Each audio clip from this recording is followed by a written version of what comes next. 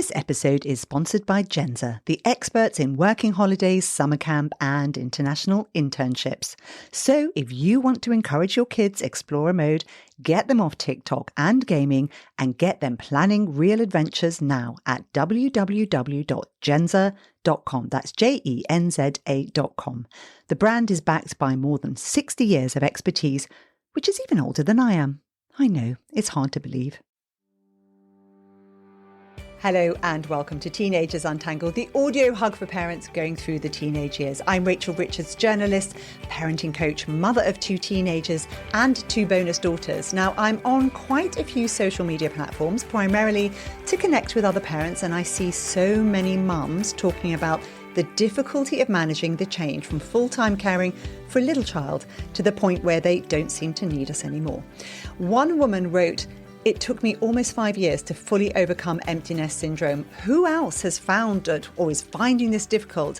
And another said, "I'm happy to see my kids are doing well and moving on with their lives, but I also feel a bit left behind. I go through these moments of complete joy for them and then moments of what feel like they're just gone forever."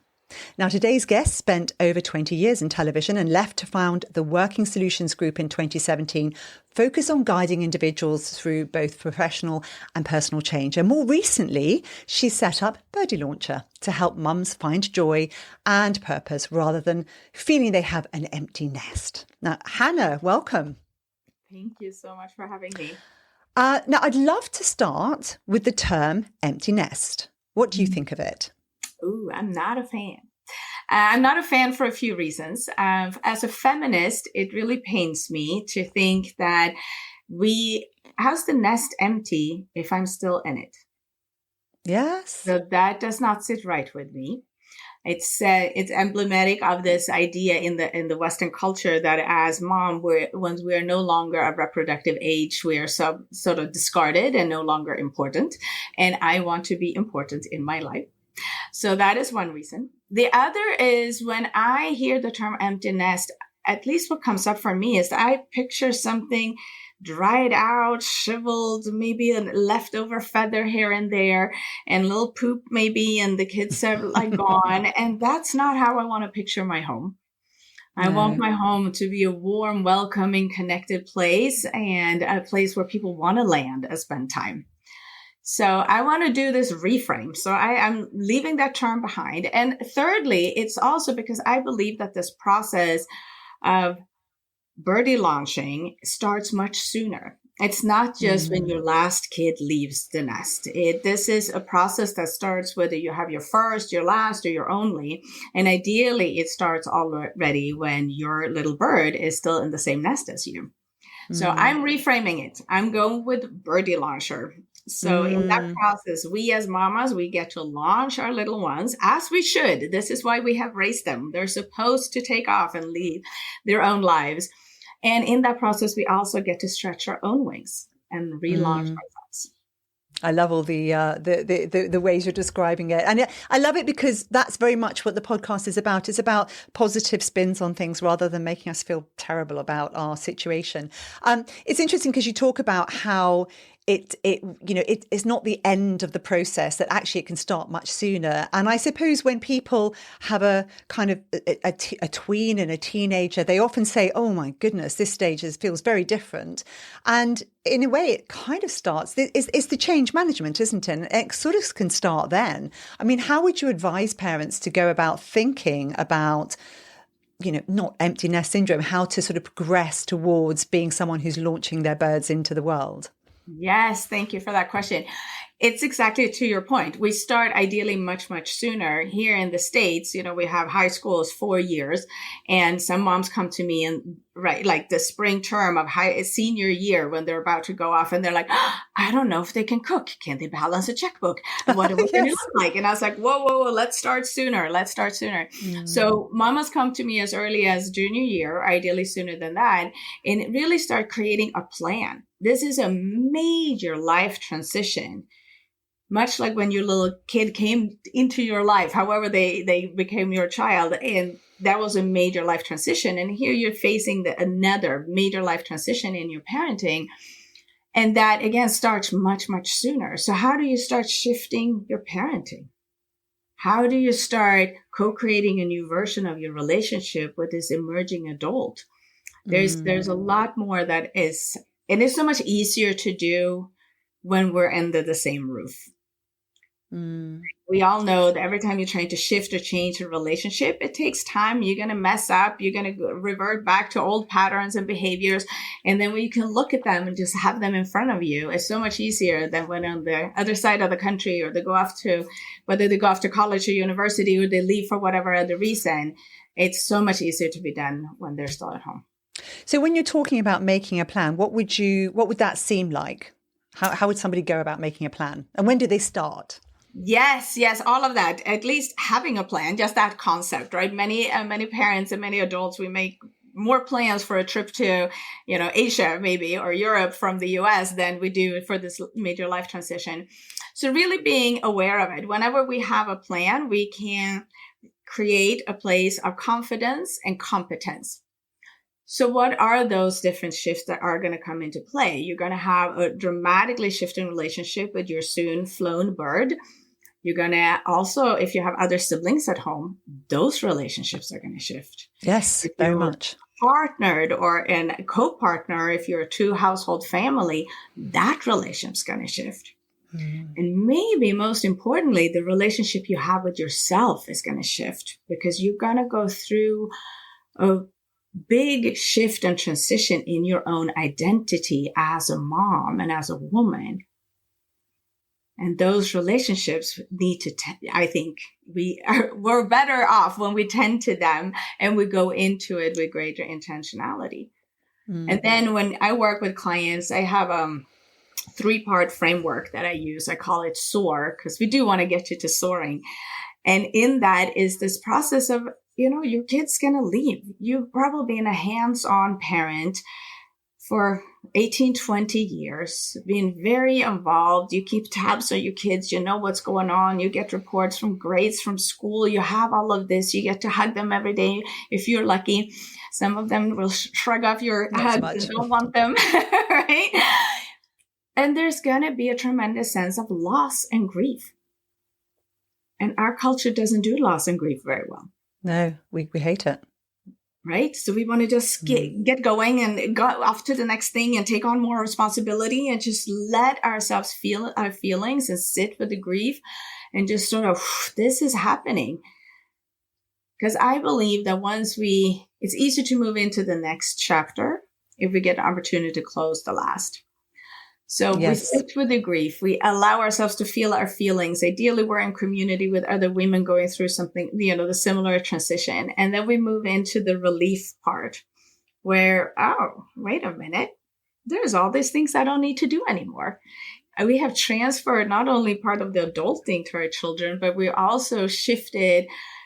And I don't pick up socks from the floor anymore. No. I don't make dental appointments. I can go to sleep and fall asleep because I'm not waiting for them to come home and checking curfews or being out till 2:00 in the morning, whatever it is that's going on. Maybe you get a little shitty attitude. Maybe there's some door slamming, like all of that. So shifting from the grief to the relief, and then we go into the joy, which is the next few decades of your lives. Stay with us. We'll be right back. Just a quick interruption from our sponsor. If your kid is grinding away at schoolwork, why not give them something amazing to dream about? With Genza, they can have fun exploring different cultures and making new friends, from the wilds of Canada to the bright lights of Japan. Future employers love to see international work and travel on a CV. It shows independence, confidence, and a can-do attitude. A bit like me. Go to Genza, that's JENZA.com, and start planning today. And you talked about the different categories of things that we kind of need in our plan, we need to pay attention to. And so, for example, one of them is actually your partner. Mm-hmm. And I think a lot of us, as we grow and we put huge amounts of work and effort into our own children and developing them because they need it. I remember a friend of mine saying, my wife just says my kids get attention because they're the ones who need it. But then you're still going to be left with that person, hopefully, that you raise them with. So how do you, in terms of just making a plan, do you write down all these different things that we need to think about and then work through each one? Or how do you do it? Yeah, I think that's a great start is name it, in coaching, right? We say name it, then you can tame it. So first just doing a big brain dump of like, what are all these changes, shifts, and especially in your partner relationship.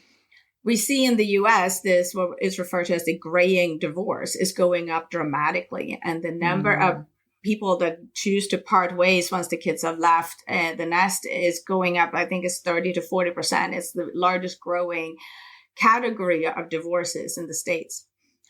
So if we have been hands-on parenting, the CEO and the CFO and the CEO of all the things family, and a lot of women put a tremendous amount of mental load into getting the family and the organization, all of that afloat and keep on moving forward. And then one day you look up and who are you looking at? Is that a roommate? Is this still a connected romantic partner? Do you have the same idea what your life's going to look like once the kids have flown? So tending to it, being aware, having those conversations, ideally, again, before it is happening, right? When we make a plan and we're prepared and we create awareness, we usually come out so much stronger on the other side. Yeah, I saw a really fantastic tip by a coach who was saying that the thing to do with your partner is you have get an annual plan, and you say you have your date night, which most people try to have, but then every quarter you actually have a night away with them, and then every year you have something big that you've planned together that's not to do with your kids. And of course, this takes money, but it doesn't need to be expensive. You can actually, and this is the time because the kids need less hands-on work. And so you can start sort of building that back into your life, can't you? Absolutely. And while they need less hands-on, they also need to be able to be adults for you to be able to go away for a weekend, and they have to feed themselves and they have to clean up the kitchen and they have to get places and do it is an amazingly good opportunity to start transferring these adulting responsibility. Yes, absolutely. And one of the things you mentioned when I was reading some of the stuff on your website was this problem where people don't evolve their parenting. So they're still parenting in the way that they did when their child was 10. And that's our whole podcast is about kind of how do we manage that transition to a sort of different type of parenting, which I think can be really hard. But I guess that's also, negotiating with your kids. How are we going to be? Because when they start to leave, that's, it's a different thing altogether, isn't it? Yes, that. And this is one of the mistakes that so many parents and moms are making is that we sort of found our groove, ideally, in how we parent, and then we stick with it. And that's not going to work, right? The way you parent when they're 2 is vastly different than when they're 10, which is different when they're 18 or so and about to take off and leave. So going from mama to mama mentor is this tremendously big, important shift. And to your point, so hard because it means we have to let go of the control.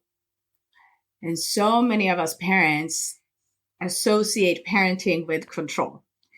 Pick up your socks, wear this green shirt, do these things, do your chores. And you're not going to ideally move in with them wherever they're going, whether they're going to university or wherever they're taking off, you're not going to move in with them. So that is, again, about managing your own anxieties. I usually say that parenting is about 80% managing our own anxieties. And that sure. Yes. Oh, sure. Right. And that's even more true now because now, they have a car and they drive off and you don't know what they're doing and you are not going to be able to be there. So how do you manage your anxieties to be able to let go of that control, to actually allow them to stretch their wings and watch them belly flop a time or two, make those mistakes and not come in and constantly rescuing them because if you've done your job well, then they're ready to be adults. And at what stage do you think it's most effective to start talking to them about like how would you like our relationship to be as you move forward towards adulthood? I mean, I've got two bonus daughters, and that's a still evolving relationship where, you know, when one of them came home and lived with us for just a brief time, but it was so interesting. It's so interesting starting to understand each other in a different way, and it was quite good with us. But I think it can be very difficult at times. So when do you start having those discussions about like how is our relationship going to be? Yes, I had with my oldest. So he's a third year engineering student in Massachusetts. So he's on the other side of the country. I'm in California. And we started having those conversations in the fall of his senior year. So his last year. Right. And at the first, he just looked at me. He's like, Mom, what are you talking about? What do you mean? And I was like, yeah, you know, I will always be your mom, right? So there will always be a hierarchy difference, if you will. I will always be your mom. I will always be your safety, your security, your point of your lighthouse, if you will. But as you are becoming more and more like growing up and emerging adult and soon adult, we won't have a peer-to-peer relationship necessarily, but it's going to look and feel different. So what do you want it to look and feel like? How do we want to be with each other? How do we handle conflicts when you're on the other side of the country? Because we love each other. And part of loving each other means that we're going to mess up and we're going to, do or say things that going to hurt. So how are we going to handle that? What kind of channel or intensity or frequency of communication do we want to have? Of course, I'm used to seeing you every day and I'm going to miss you terribly. And somehow it's not about me, right? You're about to go off and do your thing and make a bunch of new friends and start new activities and create your own life over there. And how do we still feel like we're connected? So how do we keep them close when they're far away? And part of that is really having the conversations. It's not going to just happen, right? And we need to lead those, don't we? Because the kids don't tend to, they just wait. Sometimes parents wait and they think, well, my kid didn't reach out to me. No, it's I think it's our job. Yeah, without becoming overbearing, because that's another problem. It's just like if you're calling and like checking and like hi and tell me and it's like and then again, of course, each kid is very, very different. So you have to also tune in to what does this unique child need and what kind of scaffolding and support. And I have two children that are very, very different. And one is just like, I'm off to the races. And the other one's going to need a little different way of communicating and feeling that bond and that connection, and it's going to look and feel different. But again, if we don't name it, we don't tame it. So if we don't have the conversations, then how are we going to co-create? And I think that was what really tickled my kid, at 17. I was like, hey, kiddo, we get to co-create this. It's us together. It's not me dictating. It's not me telling. I have some ideas, obviously I'm a coach. I've been doing a lot of reflection over this. I have relationships, my family of origin are all in Sweden. So I have experience of how to keep close when we're far away, but this is our unique relationship. And he loved it. Like we had so much fun. We were playing around with different titles. Am I going to be an advisor? Am I going to be a consultant? Am I going to be a sounding board? Am I going to be a coach or a mentor? And he's like, no, Mom, you're a coach at work, not my coach. And I'm like, great, let's figure out something else that's going to work for us. And now we're tight. We're really, really close. So that fantastic. Works. So coming back to this, the identity shift for the mum. And I think we're focusing on, I think this does happen for dads. There are some dads who really feel this viscerally, but I think for a lot of women, it's particularly them who land up with this identity shift. And, when your house seems empty or quieter and you tied up your entire identity with this. I think when mums have worked through it, even mums, I know mothers who've worked all the way through their kids, but they've realized that they can ramp up the work now. And then they're looking at the work and thinking, oh, well, actually, is that the sort of the way I want my working life to carry on, or do I need to shift it? So this is quite a big shift. So how would you talk to a mother about how she should go about thinking about her own identity? And again, I guess this should happen quite early in the teen years. Yes, everything that we do, ahead of time helps, right? Because then we get Mm. build a response as opposed to just a reaction. So thinking about it, imagining, what do I want it again to look and feel like? And so many of us has poured in so much of our identity, our mental load, our time and energy, our love into these children, and rightfully so. And now there's this opportunity to lift your gaze a little bit and come out and what is my impact? Where do I want to have an impact? Where do I want to give back? Or what do I want my contribution to be?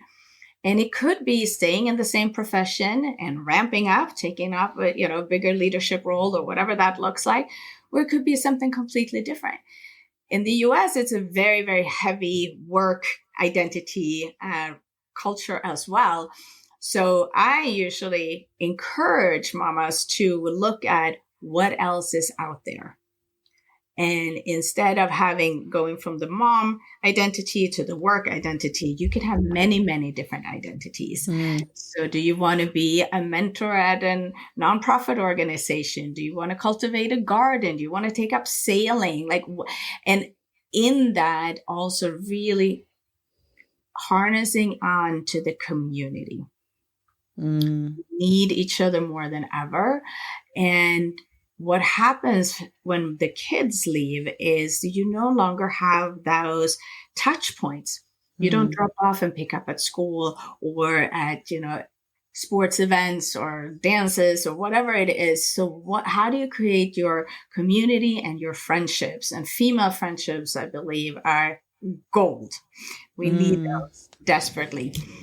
And to your point, yes, dads also obviously will miss their kids, but the way that moms are usually the center of the emotional labor and regulation in the household, it feels different for us, for many of us. I shouldn't generalize too much.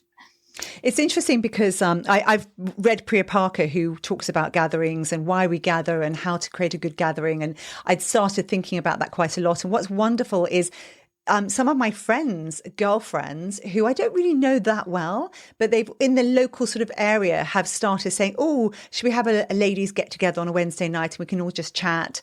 And then I've started on Friday. There's something in Switzerland called apéro, where you just pop round to the neighbours and you make it a really short period of time. So it's just between, say, 6 and 8, so that you just have a drink. It's not big. You're not having to do anything elaborate with some snacks, and it just means you catch up. And I really love these kind of. I think what's happened is in my past, everything felt like it had to be quite weighty. There was quite a big dinner party culture, and then we went through COVID, and people stopped communicating and spending time together because it all became so. We got out of practice, and then it was really hard, and you thought, I just don't know what I'm doing. So I love these small things that we can do where we just invite a few people round and make it really simple and get back into that habit. And then, so you're just in contact with each other and keeping up with each other's lives, and then those friendships can grow from there. Yeah, it's beautiful. Yeah, we have to come back and flex those muscles, I think. Yes. And also then when we no longer need to cook for, all these hungry teenagers and do these other things, we have the space and the freedom to. And finding those connections is crucial. I think the numerous studies that are showing that female friendships is the one thing that's going to take you through and really evolve and make you more content, and it impacts your health and it impacts your happiness. So we need those desperately. Yeah. And what would you say to parents? So you say that there are these stages that you go through, and what would you say to parents where they've got to the point where they're looking at their kids and they are just at the end of their school years, probably going on to university, or they've come out of university and their kids just haven't really managed to sort of take off yet, and they're starting to really worry about their child's future because you think, Susie and I, my co-host we'd been talking about how exciting it is when our kids we're going to go on a world trip and it's all going to be really fun. But then you go, actually, I've got a boomerang kid who's now back at home. So you think you're going to launch them, but maybe that's actually not how it pans out. How would you, because it's this change, isn't it? So how would you talk to mums about how to cope with that fear the fear that maybe your kid isn't going to manage as well as you had hoped. You start out their teen years thinking, oh, it's going to be great, or I'm hoping, and then it's not looking that great. I had a conversation with a mama about that just the other week. She's like, Hannah, I got to go through the grief and then the relief, but I didn't get to joy because now there is a boomerang kid at home back, and which is very different, right? This child is definitely her child and will always be, but no longer 18. So a few years have gone by. So this person thinks that they are an adult, but are obviously not fully adulting because they're back home. And so what does that look and feel like? So the fear there is, and we just don't know. We don't know what's going to happen.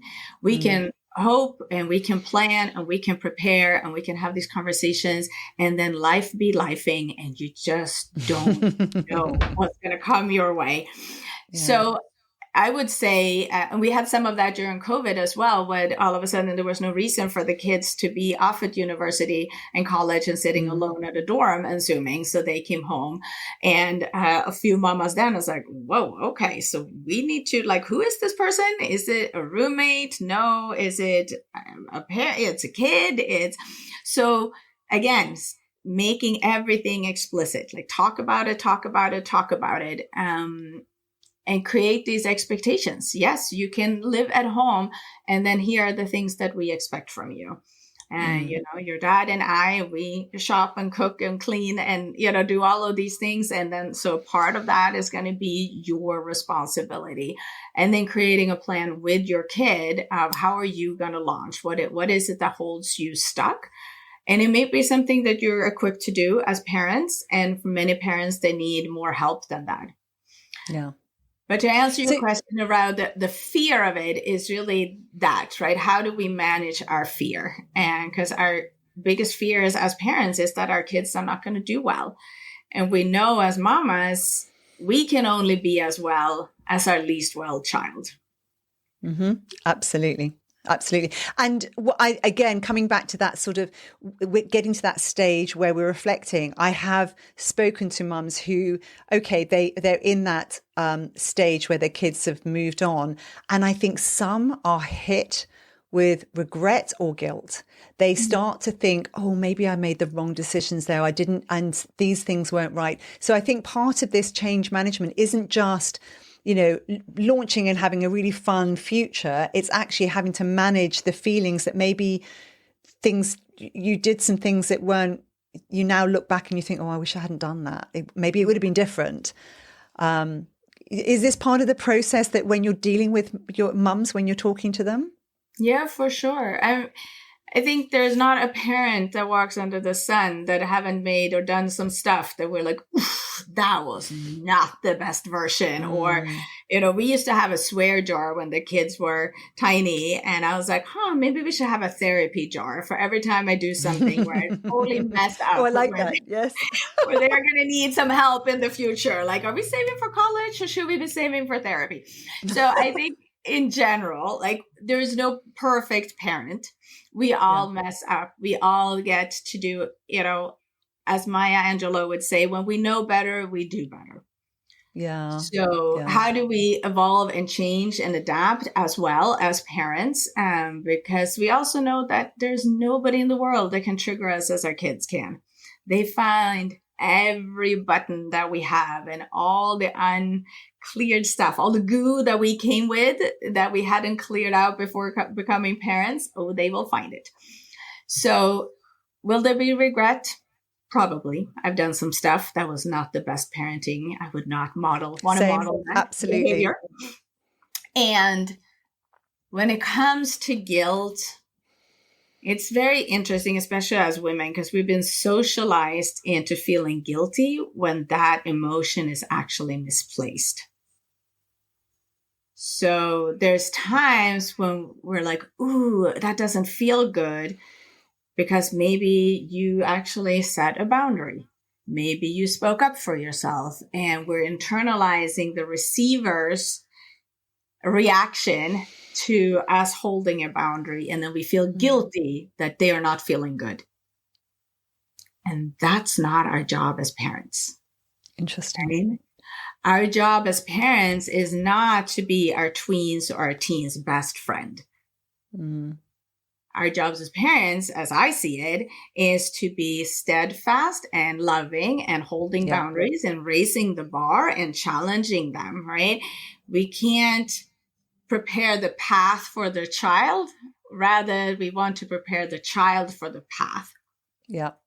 Again, you're not going to move in with them when they go off to college or into their first home. So how are they going to be able to hold that? What kind of level of resilience do they have?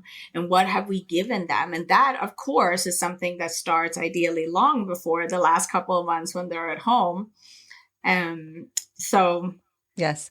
And that's a gift to the child as well, because I know that I've spoken to kids who are very frustrated when their parents still feel this dependence on them and they desperately need them to come home and, be their emotional prop. So just, finally, just looking at how we can reinvent ourselves, that sort of joy section of it. And you mentioned there are, things we can do like joining gardening groups or being part of the community or traveling. How would you go? Like, what are your steps that you would give if I said, right, tomorrow I'm going to sit down and I'm going to focus on this and it's going to be really positive. I'm going to have some positive stuff to think about. What would you say? Yes. So a lot of it is just really, really thinking big, right?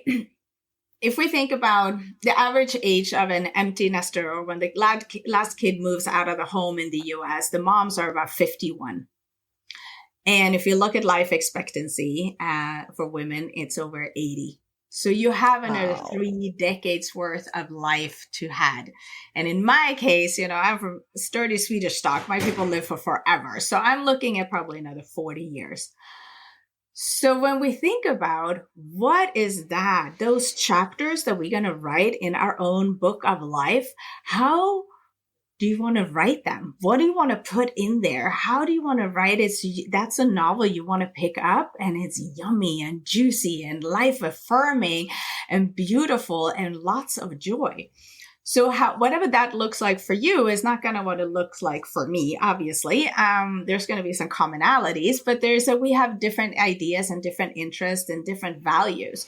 So I usually sit with my ladies and we start looking at holistically, putting your name in the middle of a piece of paper.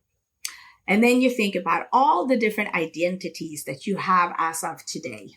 A mom, a sister, a partner, a business owner, a coach, however you are engaged, wherever you are engaged in your community and in your life. And then I say, take 2 different color markers and then circle in one color the things that is energizing, that fills your cup. And then you take another color marker of the things that drain you. Oh, I like that.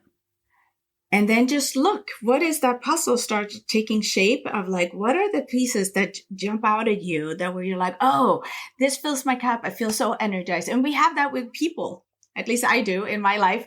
There are some people and I'm like, oof, now I'm just drained and exhausted. I need to take a nap. And then there are people that I walk away with. I just like, yes, that. So what are the people and the places and the situation and the context that bring out the best in you, the way you want to show up in the world? And I think some of it is like going back to like, okay, I used to dance when I was young, pre-kids. So now as my youngest is about to launch, do I want to dance again? Maybe I do. And maybe I don't, because the version of me that's here on this earth now is 20 years later. I'm not the version of me that was then. So this idea of like leaving my mommy on the side and going backwards, I don't know if that's going to serve you, because you have a lot of lived experiences. Things have shaped you and you are in a different place that you are now, not only because you've been a mom for 20 or so years, but when you're 30 and you're 50, those are 2 different versions of you. So now you get to build the next, 60, 70, 80, 90, and looking at those things and just thinking, it's like, okay, where is it juicy? And some mamas have been not taking any time aside during this hands-on parenting chapter of their lives that they don't even know. Wow.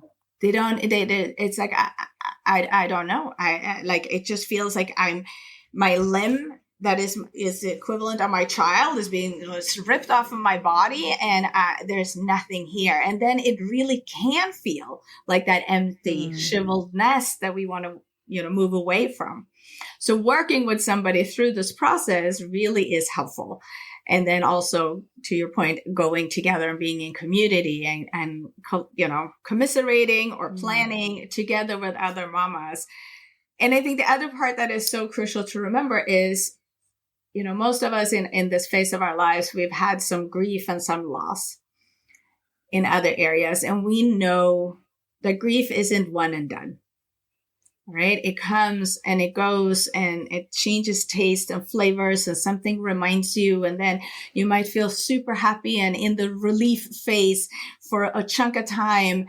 And then you go in, like I did the other day, I went into my oldest child's room and I just sat on his bed and both marveled over that this room has never been this tidy, probably ever, in the sense he left, and also really, really missed him, missed his energy, missing him coming home and giving me a hug and checking in, and his additions to the dinner conversation, and being able to hold both of it, right? It is the both and.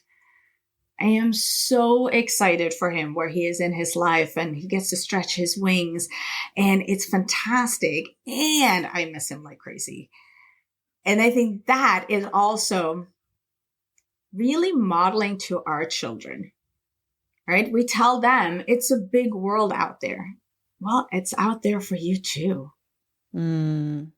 You don't want to be that resentful, dried up mom in this dried up empty nest where you're outsourcing your emotional labor onto your children. Like, no, get yourself a graduation cake, celebrate you did. They have left, they're leaving, you scored, you did it, and be joyous in that. And then let them do their thing and be there as their lighthouse, if that's an image that resonates with you. And then you get to light up your own life. I love that. Hanna, what a great way of summing it all up. I love that. Thank you so much. I have your link in the podcast notes. It's also on my website. You'll have all the information in your background, how to get hold of you. I think you've got a little freebie for the listeners that we'll put into the link as well. Yes. It's just so that people who are listening, if they're kind of walking their dogs and thinking, wait, how do people get hold of you?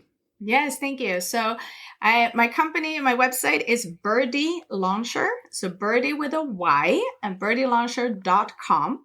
And yes, go there and do Birdie Launcher /free offer. And that is my free guide to you, so you can start evolving your parenting and co-creating that new version of your relationship with your soon flown kiddo and going from mama to mama mentor. Hanna Bankier, thank you so much. Thank you, Rachel. That was Hanna Bankier. If you found this episode helpful, then please share it right now with at least one other person. Give it a 5-star rating or even write a review. I love hearing your suggestions and your feedback, so ping me an email anytime at teenagersuntangled@gmail.com. You can find all the old episodes on the website, which is www.teenagersuntangled.com, and I'm on lots of social media. Come and say hi. I'm very friendly.